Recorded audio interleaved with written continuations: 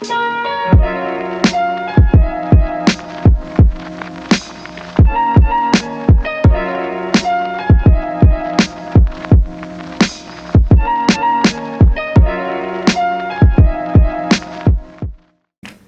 Harrison, BC, which you can see here.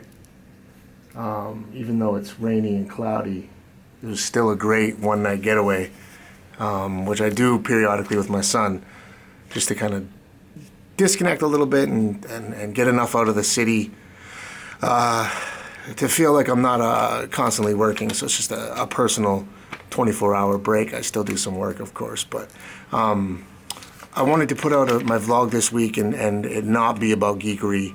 And those of you who know me personally know that I can't stand people on social media that claim to be thought leaders and things like that who haven't actually executed or tactically done things in their life to justify why they're there preaching to you about how great they are.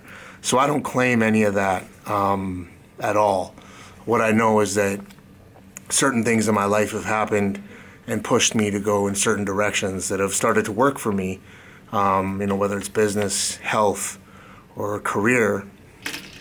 But I'm currently reading this book, and it's by Erwin McManus, who's a pastor down in California, this great big church. And it doesn't matter if you're not a Christian or you're not a person of faith. I think the message is what's important in this book. And I just want to kind of read this quote that he said in the chapter I was listening to on the way here.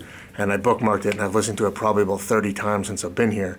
And that's that you lose the present when you hide from your past and you run from your future. Now, he goes on to talk about anxiety and depression and kind of the state we're at right now with how many people struggle with that. But really, I've done a lot of leaning in and thinking about, how things in my past life kind of affected me throughout my career, that continually came at me and pushed me to, because I forgot to call them and tell them he was on vacation today with me.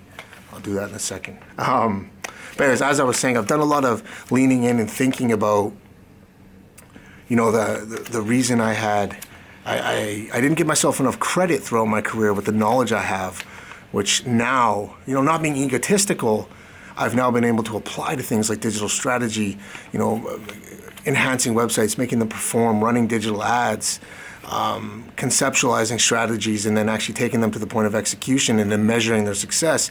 And I always, there's a term for it, and it's escaping my mind right now. Brene Brown talks a lot about it, but where you don't give yourself enough credit because you really don't think that you deserve that credit. And I struggled with that for a long time. But I've thought a lot about, things in our past, even outside of our career, that impact our career and our decisions we make in business or in our jobs, that limit us to do what we think our possibilities are, or we think what we're capable of doing based on what we believe we deserve from doing what we know. Now, if that doesn't make sense, what I basically mean is that we don't give enough, especially if you're a geek. Like, let's just be honest. If you are a digital geek, you're an entrepreneur, you're in business, you do web development, you run ads, you're a lead generator, you're analytical, you deal with spreadsheets, anything like that.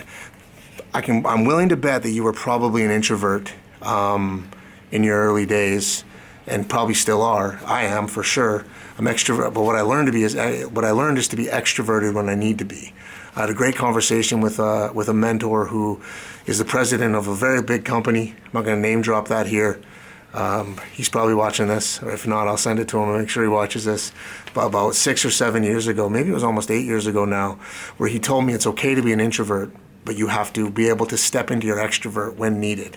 And that conversation went really far, and it's now adding up and making a lot of sense based on what I've learned throughout my career, the past especially 4 to 5 years, where I've really leaned in and started working hard.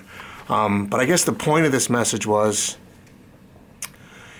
you need to understand, or at least try to contemplate why you're thinking what you're thinking. So if you're sitting there right now and you're a web developer or you're running ads and you have a brilliant idea, but you're coming up with ways not to tell your boss about it or tell your client about it, think why you're actually telling yourself that. And it's probably because you're not giving yourself enough credit for the knowledge you have. So that's it for this one. I'm not going to do too many like this because, as I said, I'm not a big fan of them myself. But this message just hit me, and it's been something I've been reflecting on all the last 24 hours on this little retreat my son and I went on. All right, boom.